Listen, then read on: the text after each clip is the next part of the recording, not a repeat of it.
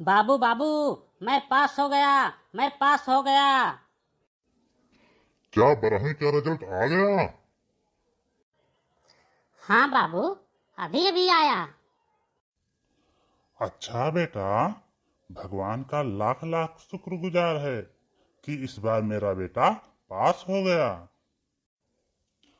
अरे ओ सुनती हो, इस बार मेरा बेटा चिंटू पास हो गया। कुछ मुंह मीठा करवाओ। हाँ हाँ, ले आती हूँ। आज तो बड़ी खुशी की बात है नंदू भैया। अच्छा तो आप लोग ही बताइए कि आगे अपने बच्चे को क्या पढ़ाएं। देखो भैया, मैं पते की बात बताऊं। आपका चिंटू बड़ी मुश्किल से पास हुआ है।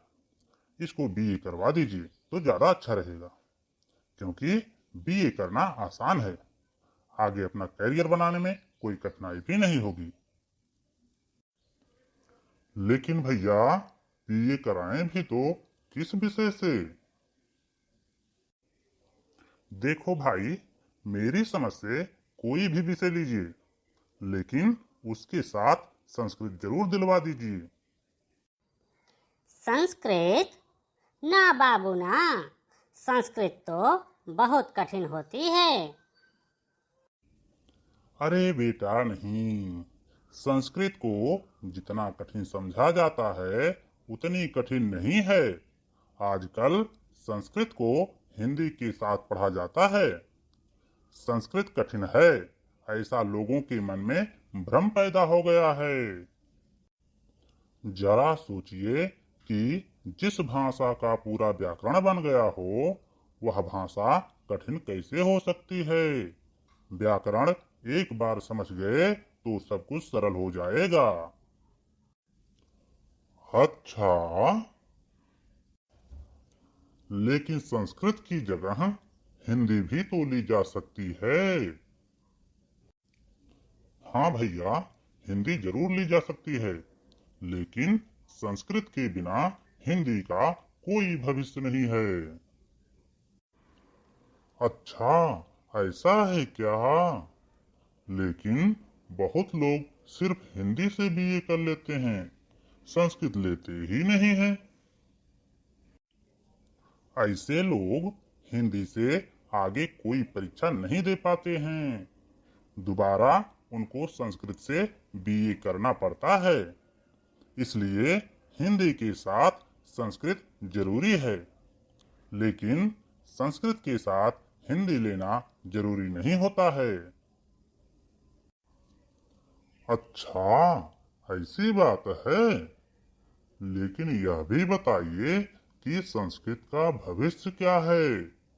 संस्कृत पढ़कर मेरा बच्चा आगे क्या क्या कर सकता है?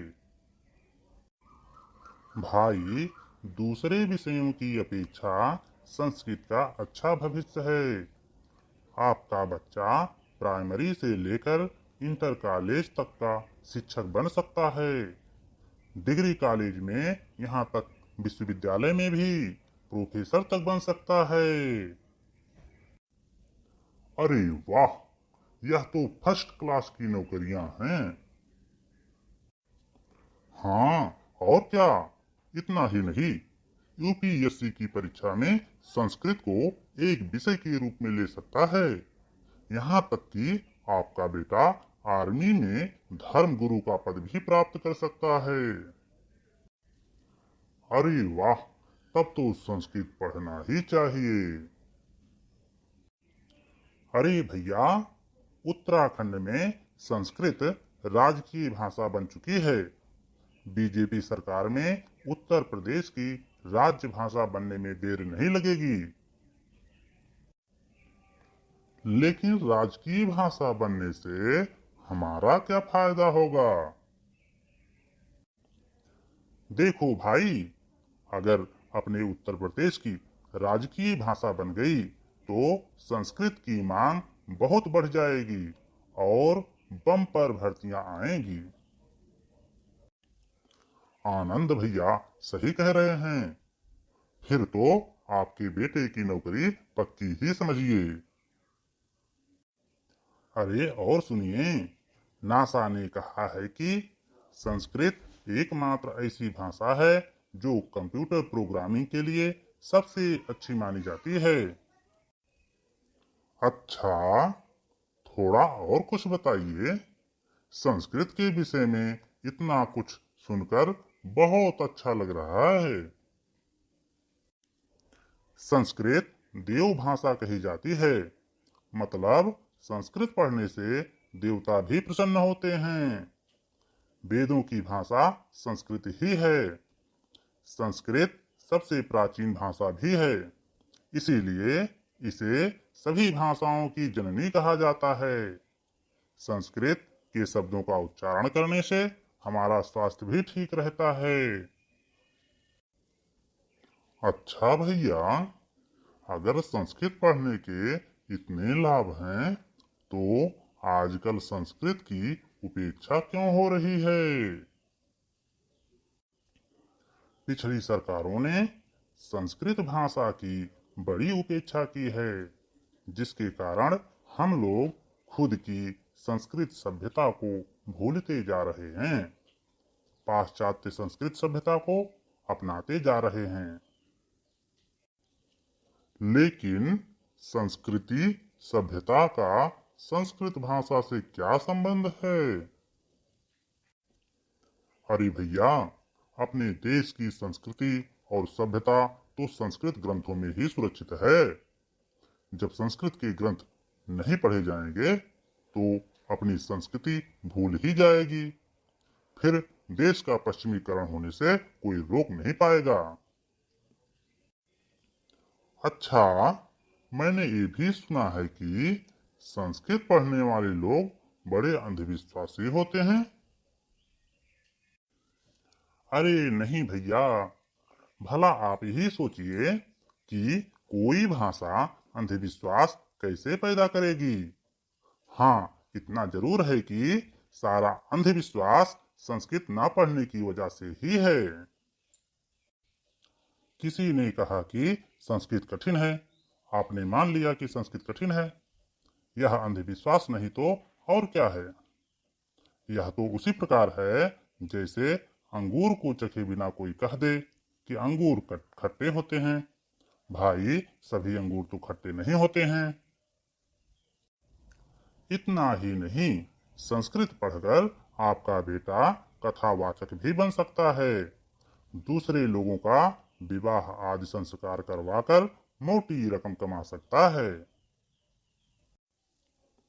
लेकिन कर्मकांड पर तो पंडितों का एकाधिकार समझा जाता है। कोई पंडित ही कर्मकांड करवा सकता है, दूसरा नहीं। नहीं भाई, ऐसा नहीं है। जो भी संस्कृत जानता हो वह कोई भी कर्मकांड करवा सकता है। बस संस्कृत भाषा पर अच्छी पकड़ होनी चाहिए। अगर कर्मकांड ना भी करवा सके तो भी पंडित के द्वारा पढ़े जा रहे मंत्रों को समझने की क्षमता तो आ ही जाती है। अच्छा हरिलाल बाबू, ये बताइए कि संस्कृत से कौन कौन सी डिग्री ली जा सकती है? भैया, दूसरे विषयों की तरह संस्कृत से भी BA, MA, BEd, NET, JRF, PhD की डिग्री प्राप्त की जा सकती है। संस्कृत के कई विश्वविद्यालय भी हैं जो शास्त्री और आचार्य की भी डिग्री देते हैं। मैं तो अपने पोते को शास्त्री और आचार्य की ही डिग्री दिलवाऊंगा। संस्कृत पढ़ने से एक और फायदा होगा नंदू भैया। अरे वो क्या? आपका बेटा चरित्रवान बन जाएगा। हाँ, यह तो मेरे बेटे के लिए बहुत जरूरी है। लेकिन यह कैसे संभव होगा? सुनिए, जब आपका बेटा संस्कृत पढ़ेगा तो वह रामायण, महाभारत, श्रीमद् भगवद गीता जैसी पुस्तकें भी पढ़ने लगेगा। ऐसे महान ग्रंथों को पढ़ने वाले लोग चरित्रवान होते ही हैं। हरिलाल बाबू सही कह रहे हैं नंदू भैया। संस्कृत के विषय में जितना कहो उतना ही कम होगा। पुरोहित लोग हमारे घर आकर पूजा करवाते हैं। कुछ पुरोहित तो मंत्र भी गलत पढ़ते हैं, जिससे फायदे की जगह नुकसान होने की संभावना बढ़ जाती है। संस्कृत पढ़ लेने पर आपके बच्चे के सामने गलत मंत्र नहीं पढ़ेंगे। हाँ नंदू भैया, आजकल संस्कृत की मांग बढ़ रही है। अपने बच्चे को संस्कृत अवश्य पढ़ाइए। लेकिन संस्कृत विषय अन्य विषयों की अपेक्षा कठिन भी तो है। भैया, थोड़ी कठिन जरूर है, लेकिन फायदे भी तो बहुत हैं। अभी संस्कृत में कैरियर बना लेना दूसरे विषयों की अपेक्षा बहुत सरल है, क्योंकि संस्कृत पढ़ने वाले बहुत कम हैं। रिक्त पदों की संख्या ज्यादा है, इसलिए नौकरी पाना आसान भी है। एक बात और बताऊं, सरल रास्ता खतरनाक भी हो सकता है। इसलिए अपने स्तर से थोड़ा कठिन विषय ही पढ़ना चाहिए। कठिन विषय कम लोग पढ़ते हैं, इसलिए सफलता के चांस बढ़ जाते हैं। तब तो बाबूजी मैं संस्कृत ही पढ़ूंगा। अच्छा, चलो ठीक है, चिंटू को संस्कृत तो दिलवा दें, लेकिन कोई डिग्री कॉलेज भी तो होना चाहिए जहां संस्कृत पढ़ाई जाती हो और नियमित कक्षाएं चलती हों। देखो भैया, इस समय अपने जिले का सबसे अच्छा कॉलेज अगर कोई है तो वह गणपत सहाय पीजी कॉलेज है, जहां पर नियमित कक्षाएं भी चलती हैं और बहुत अच्छी संस्कृत पढ़ाई जाती है। हाँ भैया, हाँ, मैंने भी गणपत सहाय पीजी कॉलेज की बड़ी प्रशंसा सुनी है। वहाँ आयोग से चयनित बड़े योग्य शिक्षक आए हुए हैं, जो समय से आकर नियमित कक्षाएं लेते हैं। इतना ही नहीं, गणपत सहाय से पढ़कर बहुत सारे लोग अच्छे अच्छे पदों पर पहुंचे हैं। वहाँ दूसरे महाविद्यालयों की अपेक्षा फीस भी कम लगती है।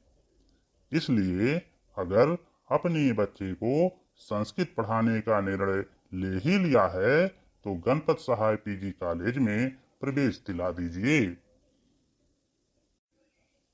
देखो नंदू भैया, आप मेरे छोटे भाई के समान हैं और यह चिंटू भी तो मेरे बेटे के समान है। हम लोग जो भी सलाह देंगे, आप और आपके बेटे के लिए उचित सलाह ही देंगे।